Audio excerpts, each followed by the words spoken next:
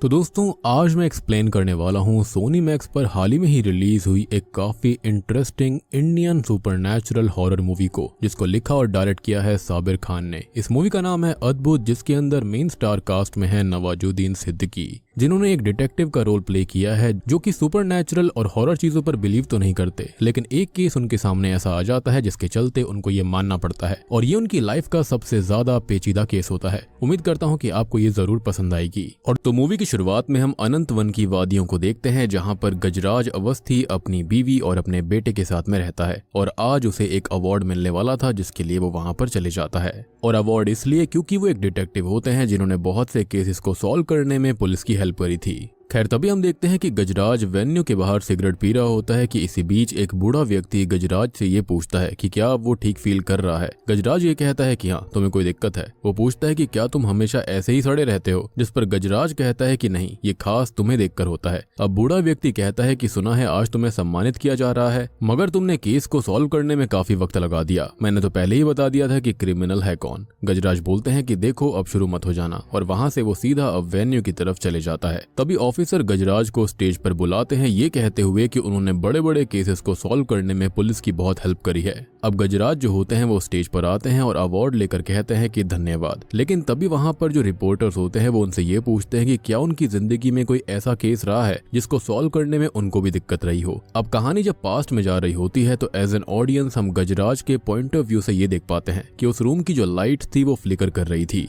और ऐसे ही करते करते तभी काफी डिस्टर्बिंग फ्लैशबैक्स उनको आते हैं। खैर अब सीन शिफ्ट होता है और हमें 5 साल पहले का सीन दिखाया जाता है। एक कपल को हम नोटिस कर पाते हैं जिनका नाम आदित्य और श्रुति होता है, जो कि ड्रिंक करते हुए बातें कर रहे थे। उनकी बातों से हमको पता चलता है कि ये उनका नया घर है जहाँ पर आसपास बहुत कम लोग हैं और केबल और वाईफाई कनेक्शन भी 2 दिन बाद लगेगा। तभी श्रुति कहती है कि वो उसको एंटरटेन कर सकती है और वो दोनों थोड़े से रोमांटिक मोमेंट्स को शेयर करते हैं। लेकिन अचानक से घर का मेन डोर अपने आप खुल जाता है। अब इस चीज को देखकर श्रुति थोड़ा डर जाती है और दरवाजा बंद करने जाती है। अब वापस आने पर आदित्य कहता है कि वो ऊपर सोने जा रहा है और इस बात से श्रुति भी थोड़ा सा निराश होकर सोने चली जाती है। अब सुबह उठकर श्रुति देखती है कि आदित्य क्रिसमस ईव पर भी काम पर जा रहा था। वो आदित्य से कहती है कि वो आज काम पर ना जाए, लेकिन आदित्य बताता है कि आज बोर्ड मीटिंग है और उसे जाना ही होगा। और जाते वक्त श्रुति के हाथ पर वो एक इंजेक्शन लगाता है। वो ये कहता है कि वो उसे कॉल करेगा और ये बोलकर वहां से निकल जाता है। अब थोड़ी देर के बाद में हम देखते हैं कि श्रुति किचन में वेजिटेबल्स को चॉप कर रही थी कि तभी उसे आदित्य का कॉल आता है। एज एन ऑडियंस हम नोटिस करते हैं कि आदित्य अपनी वाइफ से थोड़ा सा रूडली बात करता है और उसकी बात को सुने बिना ही कॉल को कट कर देता है। खैर श्रुति के फोन रखते ही अचानक से घर की सारी लाइट जो होती हैं वो ऑन ऑफ होने लगती हैं और किचन में रखा हुआ ग्राइंडर अपने आप ही शुरू हो गया था। ये सब देखकर वो काफी डर जाती है। वो किचन में जाकर नोटिस करती है कि सारे कैबिनेट्स खुले हुए थे और ग्राइंडर अभी भी चल रहा होता है। वो ग्राइंडर के स्विच को ऑफ करती है, उसके प्लग को निकाल देती है, लेकिन वो फिर भी चलता रहता है, जिसके चलते वो बहुत ही ज्यादा घबरा जाती है। खैर इतने में ही होता यह है कि ग्राइंडर की जो लिड थी वो उसकी तरफ उड़ते हुए आती है और वो नीचे झुककर बच जाती है। लेकिन पीछे देखने पर हम नोटिस करते हैं कि दीवार पर एक क्रॉस का निशान बन गया था।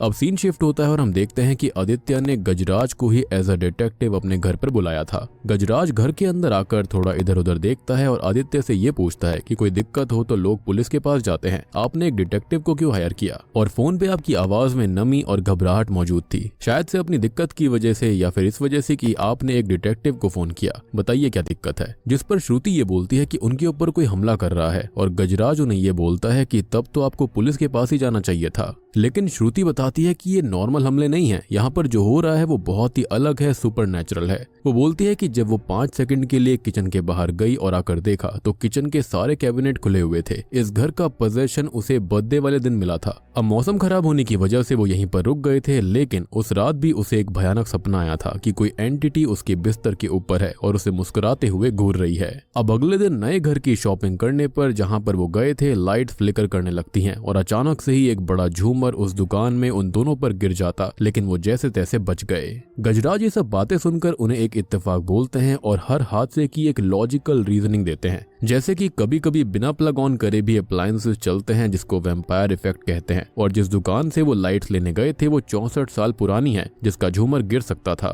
लेकिन इतना बोलते ही श्रुति उन्हें कुछ फोटोज दिखाती है। वो ये बताती है कि जब झूमर गिरा था तो उसके जो क्रिस्टल्स थे उससे एक क्रॉस फॉर्म हुआ और किचन के अंदर भी दीवार पर सेम निशान बना था। अब ये सब देखकर गजराज थोड़ा सा सोचता है और इतने में ही आदित्य उनसे ये पूछता है कि क्या ये सब चीजें आपके लिए कोई सेंस बना रही हैं, जिस पर गजराज कहता है कि हमले 2 बार हुए, दोनों ही दिन स्पेशल थे, शिफ्ट होने का दिन और बर्थडे का दिन, क्या कोई और स्पेशल डे आने वाला है। जिस पर श्रुति गजराज को बताती है कि अगले हफ्ते आदित्य का एनुअल सेमिनार है। तभी गजराज उससे उनकी सारी डिटेल्स, डेटा और हिस्ट्री मांगता है और उन्हें ये कहता है कि काफी कुछ है रिव्यू करने के लिए, लेकिन इस बीच कुछ भी होता है तो वो बेझिझक उसे कॉल कर लें, और ये कहकर वो वहां से चला जाता है। अब गजराज अपने असिस्टेंट सोनू को बुलाकर ये कहता है कि उन्हें रावत हाउस के 1 किलोमीटर के रेडियस का पूरा मैप चाहिए और वो कल रात की फाइल के बारे में पूछते हैं। इस पर सोनू कहता है कि वो सुबह से उस पर काम कर रहा है, लेकिन गजराज काफी शातिर था। वो बताता है कि तुम थोड़ी देर पहले ही आए हो, साइकिल ढंग से पार्क नहीं है, स्वेटर पे बिस्किट के दाने हैं, टेबल पर लगी घास और तुम्हारे चश्मे की रिफ्लेक्शन से पता चलता है कि तुम लेट आए हो और काम के बजाय तुम कंप्यूटर के ऊपर मजे से गेम खेल रहे थे।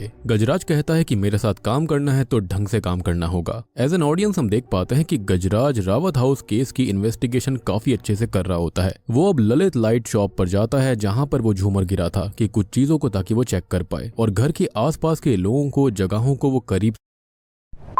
1 रुपए कॉइन का मैन्युफैक्चरिंग कॉस्ट कितना होगा?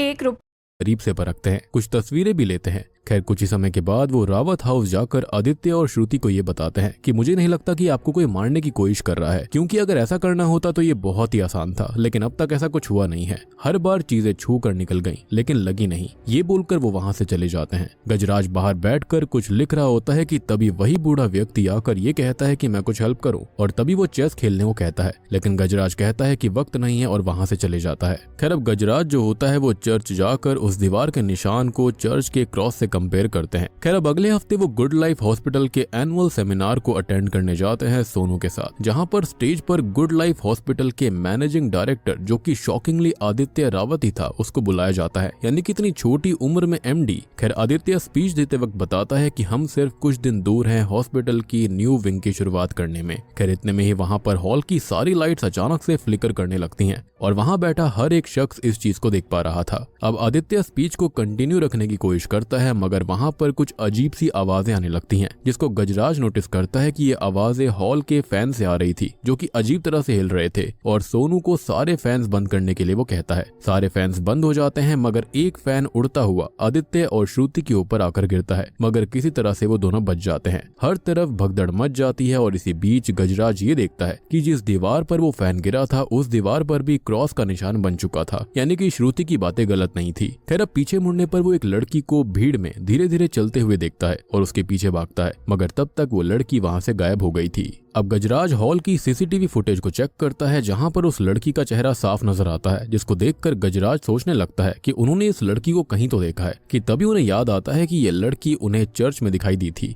अब गजराज सोनू को उस लड़की की डिटेल्स निकालने को कहता है और वहां से जल्दी में चला जाता है। गजराज के चर्च पहुंचने तक सोनू उस लड़की का नाम पता करके उन्हें कॉल पर बताता है, जो कि था मैरी मैथ्यूज। गजराज अब सोनू को ऑफिस जाकर मैरी के बारे में बचपन से लेकर अब तक की सारी डिटेल्स निकलवाने के लिए कहता है और चर्च में फादर से मैरी मैथ्यूज के बारे में पूछता है। चर्च के फादर गजराज को बताते हैं कि मैरी एक आशा नाम की संस्था के साथ काम करती है और एक्सीडेंट विक्टिम्स को अपने साथ हर वेडनेसडे चर्च लाती है प्रेयर्स के लिए। अब गजराज फादर से मैरी का नंबर मांगता है, लेकिन फादर ये कहते हैं कि उनके पास उसका नंबर नहीं है, और ये सुनकर गजराज बहाना लगाकर वहां से ऑफिस के लिए निकल जाता है। ऑब्वियस ये बात है, वो कोई पुलिस ऑफिसर नहीं था और वो इस चीज को प्राइवेटली कर रहा था, जिसके चलते उसे बहाना बनाना पड़ा। अब वहां पर सोनू उनको बताता है कि आशा संस्था के अलावा मैरी का कोई डेटा या फिर हिस्ट्री मौजूद नहीं है। अब एज एन ऑडियंस हम ये देखते हैं कि गजराज मैरी मैथ्यूज को सामने बैठा इमेजिन करते हैं और उससे ये पूछता है कि तुम हो कौन और तुम्हारा रावत से क्या लेना देना है और तुम ये झूमर, ग्राइंडर, पंखे और वो निशान वगैरह कैसे बना रही हो। खैर तभी वो अपनी मेडिटेटिव स्टेट से बाहर आ जाता है। अब गजराज सोनू को आशा संस्था और मैरी मैथ्यूज पर नजर रखने के लिए कहता है। पूरे दिन का पैटर्न, ब्रेक्स का टाइम, घर का एड्रेस और बाकी सारी डिटेल्स का पता लगाने के लिए कहता है, ये बताते हुए कि गलती की कोई भी गुंजाइश नहीं है। अगर गलती की तो उसकी बीवी यानी कि जिसको वो मौसी बोलता है वो उसको गुड बाय बोल दे, यानी कि वो काम से उसे निकाल देगा। एनीवेज हम देखते हैं कि सोनू ने आशा संस्था और मैरी पर नजर रखना शुरू कर दिया था। वहीं दूसरी तरफ रावत हाउस में आदित्य और उसकी बीवी के बीच काफी टेंस्ड माहौल होता है। गजराज अब गुड लाइफ हॉस्पिटल पहुंचकर थोड़ी दूर से ये देखता है कि आदित्य किसी लड़की से काफी हंसकर बातें कर रहा था। थोड़ी देर के बाद में गजराज आदित्य के पास जाता है, मगर आदित्य ये कहकर पूछताछ से मना कर देता है कि उसे सर्जरी के लिए लेट हो रहा है। गजराज कहता है कि कुछ जरूरी सवाल है और मैरी मैथ्यूज के बारे में वो पूछना चाहता है, मगर आदित्य कहता है कि वो मैरी को नहीं जानता। गजराज उसे दोबारा सोचने के लिए कहता है, जिस पर आदित्य कहता है कि यहाँ पर ढेर सारे पेशेंट्स आते हैं और वो हर किसी को याद नहीं रख सकता, जिसके चलते वो सर्जरी के लिए चला जाता है। सोनू अब ऑफिस आता है और गजराज को मैरी के रूटीन के बारे में बोलता है। वो बताता है कि वो सुबह 9 बजे चेक इन करती है, आधा घंटा सबसे बात करती है, फिर 2 घंटे फिजियोथेरेपी होती है, 11:30 से 1 बजे तक रीडिंग और रिलैक्सेशन, फिर लंच होता है। गजराज पूछता है कि क्या मैरी इस बीच कहीं बाहर नहीं जाती, तो सोनू मना कर देता है। लंच के बाद सभी कुछ देर टीवी देखते हैं, फिर 3:30 बजे योगा और मेडिटेशन टेरेस पर होती है। शाम को चाय पीती है और गेम्स खेलती है और 9 बजे वहां से निकल जाती है। टेरेस की बात सुनकर गजराज सोनू से पूछता है कि टेरेस पर ज्यादा प्लांट्स हैं क्या और लेफ्ट साइड में सैनी कंपनी का केबल डिश एंटीना भी है, तो सोनू हाँ में जवाब देता है। तभी गजराज को याद आता है कि उन्होंने वो टेरेस ललित लाइट्स के पास देखी थी, यानी कि वही दुकान जहां पर आदित्य और श्रुति वो लैंप और झूमर वगैरह लेने गए थे जो कि उनके ऊपर गिरते गिरते बचा था। अब सभी पॉइंट्स को जोड़ने के बाद गजराज सोनू को बताता है कि 24 दिसंबर को हमला मंडे को हुआ था और मैरी चर्च वेंसडे को जाती है, लेकिन क्रिसमस ईव पर पूरे दिन मास रिहर्सल होती है, तो मैरी मैथ्यूज 100% वहीं थी। हमले के वक्त मैरी मैथ्यूज 1 किलोमीटर के दायरे में थी, इसलिए इसका संबंध मैरी मैथ्यूज से ही है। सोनू पूछता है, लेकिन सर मैरी मैथ्यूज ऐसा क्यों करेगी? गजराज कहता है कि यही तो जानना है। तभी हम देखते हैं कि गजराज सीधा ही आशा संस्था जाकर मैरी से पूछताछ करता है कि आपको डॉग्स पसंद है, तो मैरी बोलती है कि डॉग्स किसको नहीं पसंद। गजराज मैरी से ये पूछता है कि किस वजह से उन्होंने गुड लाइफ हॉस्पिटल का सेमिनार अटेंड किया, जिस पर मैरी बताती है कि हमारी जो संस्था है वो एक्सीडेंट विक्टिम्स के लिए बहुत समय से एक मेडिकल इंस्टीट्यूट से जुड़ना चाहती है और वो पिछले हफ्ते अपोलो हॉस्पिटल के एनुअल सेमिनार भी गई थी। तभी गजराज ये पूछता है कि आप चर्च बहुत जाती हो, जिस पर मैरी थोड़ा सा चिढ़ते हुए ये कहती है कि इसमें बुराई क्या है, विक्टिम्स की आउटिंग भी हो जाती है और उनको जीने की थोड़ी सी आशा भी मिलती है, जिसके चलते वो प्रेयर्स वगैरह करते हैं। और वो ये भी बताती है कि हम संडे को पार्क भी जाते हैं।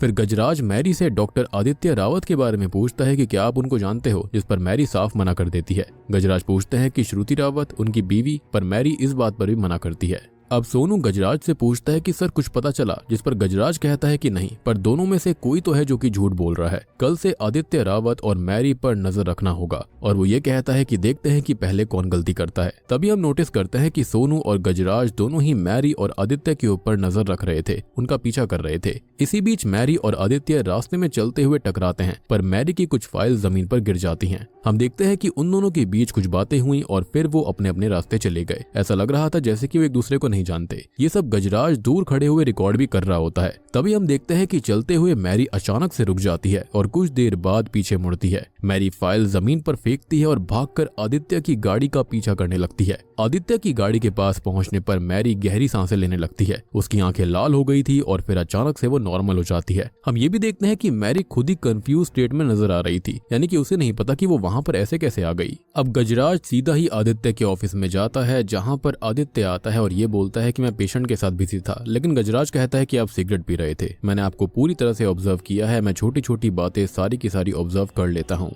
इनफैक्ट वो ये भी बताता है कि आप ईशा थापर के साथ सिगरेट पी रहे थे। उसका ये कहना था कि मैं अपने काम में बहुत परफेक्ट हूँ, लेकिन ये बात मैं भी नहीं पकड़ पाया जब आपने ये बोला कि आप मैरी मैथ्यूज को नहीं जानते। वो ये भी कहता है कि मुझे आपकी पर्सनल लाइफ में कोई इंटरेस्ट नहीं है, आपका क्या है, एक्स्ट्रा मैरिटल अफेयर है, ब्लैकमेल या फिर क्या। और अगर वो अपनी बीवी को रास्ते से हटाना चाहता है तो उसके लिए उसे कुछ और सोचना होगा। अब आदित्य गुस्से में ये बोल पड़ता है कि उसे उसकी कोई जरूरत नहीं है, वो वहां से चला जाए। अब गजराज फिर से सेम सवाल करता है कि वो मैरी मैथ्यूज को कैसे जानता है, तो आदित्य जवाब देता है कि मैं मैरी को नहीं जानता। गजराज कहता है कि अभी भी बाल भर का फर्क नहीं है आंखों में, सांसों में बहुत कॉन्फिडेंस के साथ वो झूठ बोल रहा है। आदित्य कहता है क्योंकि ये बात बिल्कुल सच है, ये झूठ नहीं है, मैं किसी भी मैरी मैथ्यूज को नहीं जानता।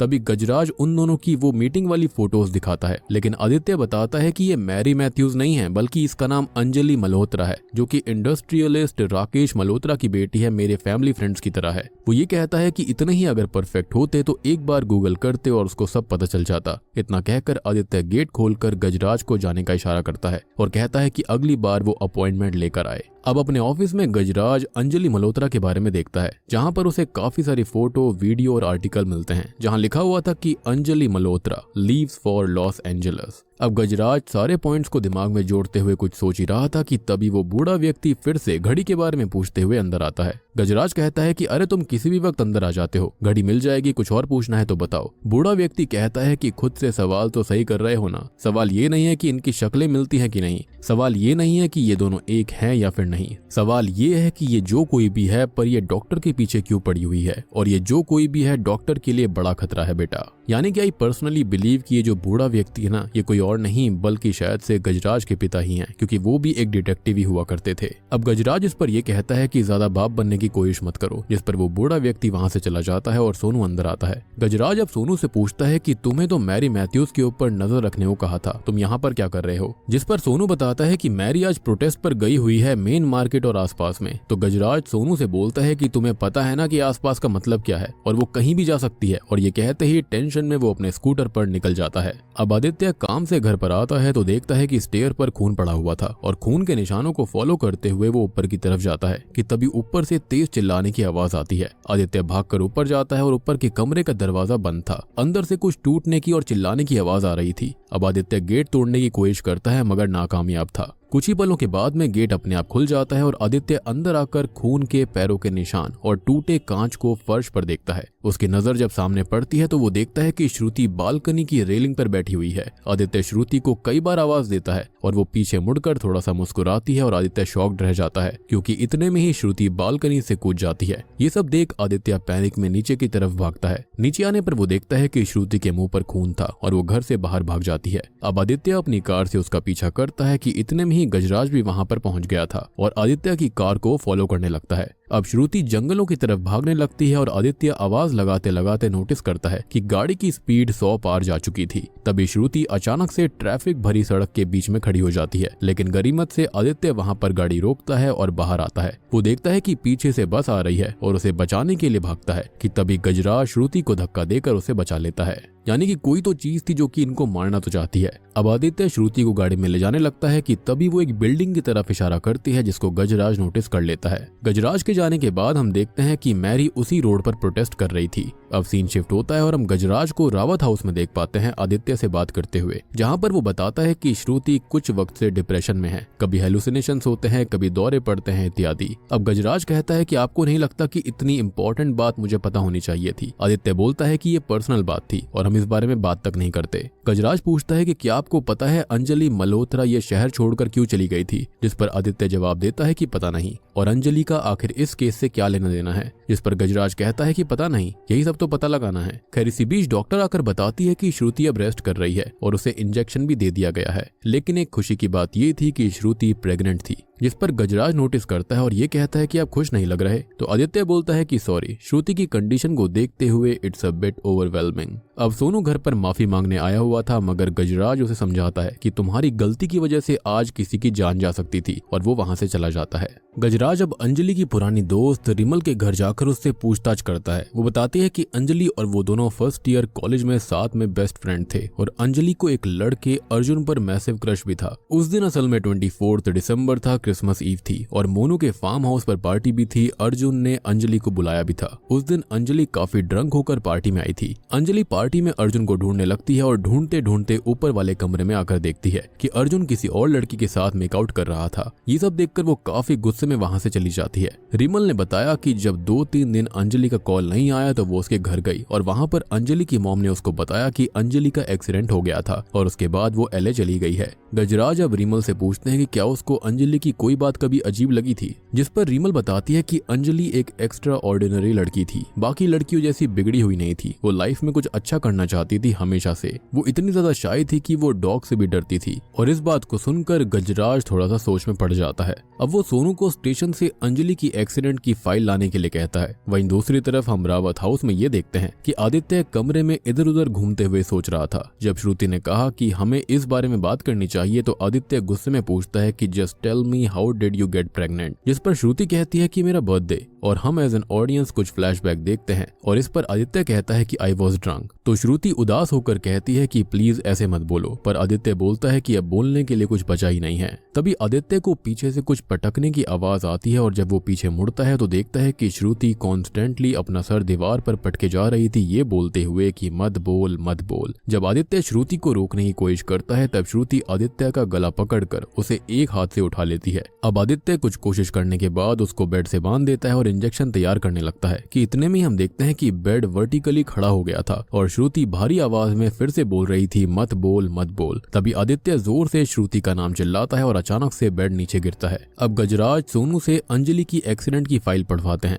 कि 2014 24 दिसंबर क्रिसमस ईव रात के 1:30 बजे अंजलि मल्होत्रा खुद कार ड्राइव कर रही थी, काफी ड्रंक भी थी, जो कि ब्लू SUV 3012। वो नेशनल हाईवे 21 पर थी और एक शॉर्टकट लेकर वो लौट रही थी कि अचानक से सामने एक ट्रक आ गया था और उनका एक्सीडेंट हो गया। ट्रक ड्राइवर रमाकांत यादव अंजलि मल्होत्रा को पास वाले गुड लाइफ हॉस्पिटल में लेकर गया था, यानी कि जिसका आदित्य अभी MD है, और वहां पर उनका ट्रीटमेंट हुआ। गजराज कहता है कि आगे पढ़ो, लेकिन सोनू बोलता है कि फाइल में आगे कुछ नहीं है, यानी कि ना ही कोई क्रिमिनल चार्जेस ना ही कोई इंश्योरेंस क्लेम हुआ। तभी गजराज सोनू से कहता है कि रिपोर्ट बदली हुई है और उन्हें यकीन है कि कुछ पन्ने फाड़े गए हैं। अब गजराज सीधा अंजलि के पिता राकेश मल्होत्रा से मिलता है, जहां पर वो इस पूरे हादसे के बारे में बात करते हैं, लेकिन गजराज बस यही कहता रहता है कि उसे सच जानना है। वो ये बोलता है कि एक्सीडेंट की रात अंजलि की बॉडी में कम से कम आधी बोतल शराब थी, जिसकी डिटेल पुलिस फाइल्स में नहीं है, इसलिए वो सच जानना चाहता है। अब राकेश बताता है कि अंजलि के एक्सीडेंट के बाद उसे फेस की कॉस्मेटिक सर्जरी की जरूरत थी, जिसका रिकवरी पीरियड लंबा था, तो वो उसे LA ले गए और अंजलि ने वहीं पर सेटल होने का फैसला किया। जिस पर गजराज कहता है कि मैं पूरा सच जानना चाहता हूँ। जहाँ तक मैं जानता हूँ आशा फाउंडेशन लॉस एंजलिस में तो नहीं है, और कॉस्मेटिक सर्जरी से इंसान की हाइट या फिर स्किन भी बदल जाती है क्या? गजराज का ये कहना था कि मैरी मैथ्यूज और अंजलि एक ही है,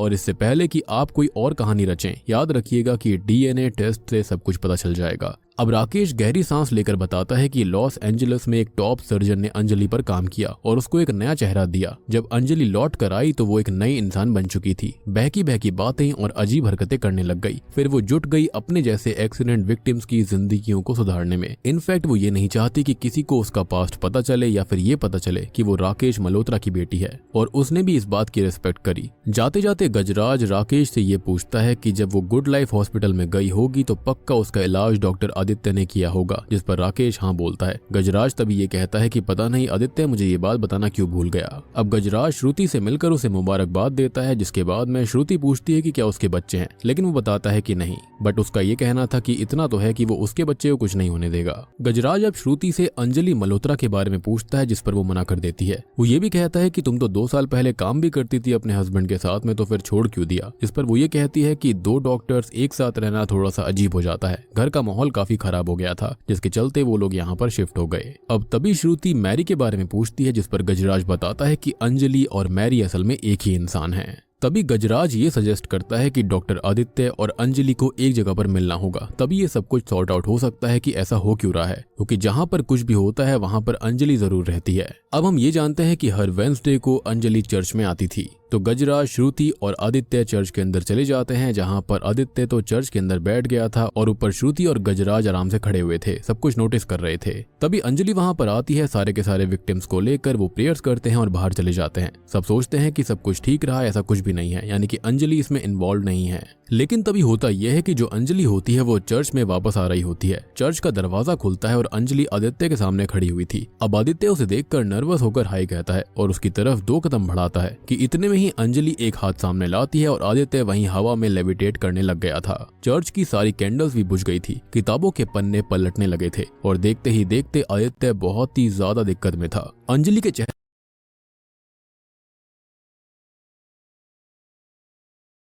चेहरे पर बहुत ही भयानक गुस्सा भी होता है और ये देखकर श्रुति खुद को रोक नहीं पाती और चिल्लाते हुए अंजलि का नाम लेती है। अंजलि आदित्य को हवा में धक्का देकर कांच के ऊपर फेंक देती है और वहां से भागने लगती है। अब श्रुति आदित्य को संभालती है और गजराज सीधा अंजलि के पीछे भागता है, लेकिन वो कहीं जंगलों में गायब हो गई थी। वहीं अब श्रुति और आदित्य के बीच में लड़ाई हो रही होती है कि वो नोटिस करते हैं कि घर की सारी पेंटिंग्स पर क्रॉस के निशान बन चुके थे। तभी अंजलि एक जगह रुककर जोर से चिल्लाते हुए रोने लगती है। अब यहाँ पर शाम भी ढल चुकी थी, अंधेरा हो चुका था। खैर गजराज अब उसी रास्ते पर पहुंच जाता है जहाँ पर अंजलि का एक्सीडेंट हुआ था। वहां पर अब वो पूरे सिनेरियो को इमेजिन करता है कि ये कैसे हुआ होगा। खैर तभी गजराज के पास में वही बूढ़ा व्यक्ति आता है जो कि उससे ये कहता है कि उसने इस केस के सबसे इम्पोर्टेंट विक्टिम का तो बयान लिया ही नहीं, जो कि था ट्रक ड्राइवर। अब ट्रक ड्राइवर बताता है कि उस दिन अंजलि की हालत बहुत खराब थी, उसकी बॉडी के ऊपर 2 जानलेवा जख्म थे, लेकिन फिर भी उसने उसकी जान बचाई। बट उसे क्या मिला, नौकरी से निकाल दिया गया और झूठ बताया गया कि वो दारू पी के ट्रक चला रहा था, जबकि चीजें अपोजिट हुई थी।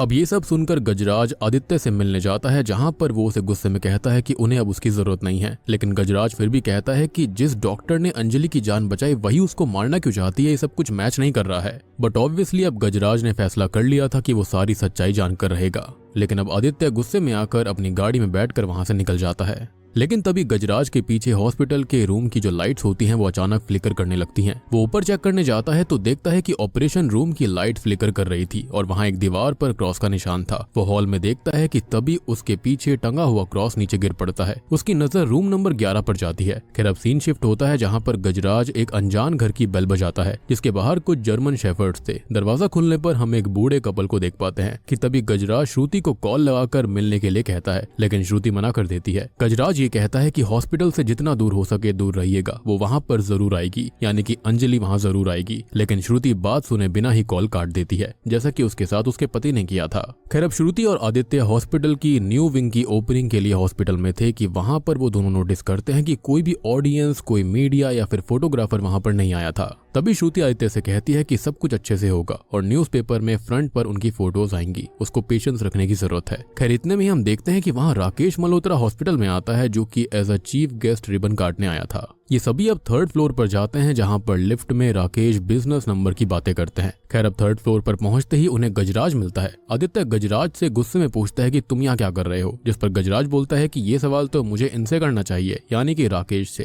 खैर यहाँ पर एक सवाल का जवाब तो मिल चुका था, जो कि मैंने स्टार्टिंग में भी कहा था कि इतनी कम उम्र में आदित्य जैसा मामूली डॉक्टर इस हॉस्पिटल का MD कैसे बन गया, क्योंकि उस पर राकेश मल्होत्रा का हाथ था। ये सब सुनकर राकेश गुस्से में वहां से जाने लगता है कि तभी आदित्य दिया जलाने के लिए कहता है। गजराज बोलता है कि जला दीजिए वरना अपशकुन होगा। अब राकेश जल्दी से दिया जलाता है, लेकिन दिया बार बार बुझ रहा था। अचानक से वहां की लाइट्स भी फ्लिकर करने लगती हैं। सारा सामान इधर उधर गिरने लगता है, जैसे कि कोई भूकंप आया हो, और सबके सामने खिड़की से वहां पर अंजलि उड़ती हुई आ जाती है। वो राकेश और उसके 2 सिक्योरिटी गार्ड्स को हवा में उड़ाकर इधर उधर फेंक देती है। ये देखकर आदित्य अंजलि से माफी मांगने लगता है, लेकिन अंजलि आदित्य का गला पकड़कर उसे घसीटते हुए जमीन पर पटक देती है। फिर अब वो श्रुति की तरफ हमला करने के लिए बढ़ती है, लेकिन गजराज बीच में आ गया था।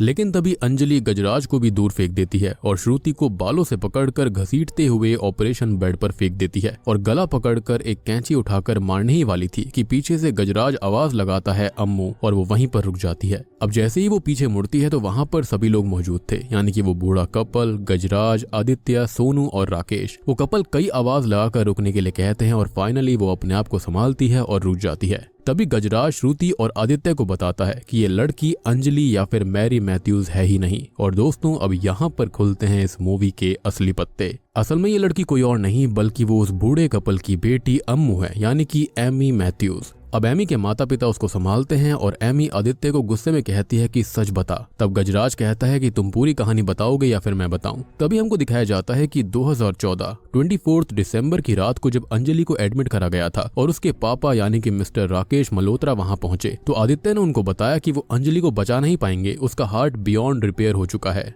यानी कि बियॉन्ड रिपेयर डैमेज हो गया था। जिस पर राकेश आदित्य को कोने में ले जाकर लालच देते हैं कि ये पूरा हॉस्पिटल उसका होगा, तुम जो बोलोगे मैं कर दूंगा, बस तुम मेरी बेटी को बचा लो। लेकिन आदित्य बार बार कहता है कि अब कोई रास्ता नहीं है, यानी कि वो ऐसा नहीं करना चाहता था। तभी वहाँ श्रुति आकर बताती है कि एक रास्ता है। आदित्य उसको समझाता है लेकिन श्रुति नहीं मानती। श्रुति तभी रूम नंबर 11 में कोमा के अंदर पड़ी हुई एक लड़की को मारकर उसका हार्ट निकालकर अंजलि की हार्ट सर्जरी करने के लिए कहती है। आदित्य उसे बहुत रोकता है, समझाता है, लेकिन वो वेंटिलेटर का प्लग निकाल चुकी थी और एमी उसी वक्त मारी जाती है। यानी कि रूम नंबर 11 में कोमा में एमी मैथ्यूज पड़ी हुई थी, यानी कि उसी बूढ़े कपल की लड़की। एमी की स्पिरिट अब ये देखती है कि कैसे उसका दिल निकाल लिया गया और अब उसके बूढ़े माता पिता का ख्याल रखने के लिए कोई नहीं था। वो कहती है कि मार दिया तुम तीनों ने उसको मिलकर। अब आपको याद होगा कि राकेश मल्होत्रा ने यह कहा था कि उसकी बेटी अपनी मर्जी से सब कुछ करना चाहती थी। एलए से आने के बाद वो बिल्कुल बदल चुकी थी। तभी गजराज बताता है कि ऐसा नहीं है। असल में अंजलि जब ठीक हुई थी तो उसके ठीक होने के बाद एमी की स्पिरिट ने उसे पदस्थ कर लिया और वो असल में वो सारे काम करने लगी थी जो कि एमी किया करती थी। श्रुति को एमी की जान लेने के गिल्ट की वजह से डिप्रेशन हुआ था और दवाइयां चलने लगी। वो दोनों शिमला छोड़कर यहाँ अनंतवन आ गए थे, लेकिन तकदीर ने खुद उनको यहाँ पर लाकर खड़ा कर दिया था।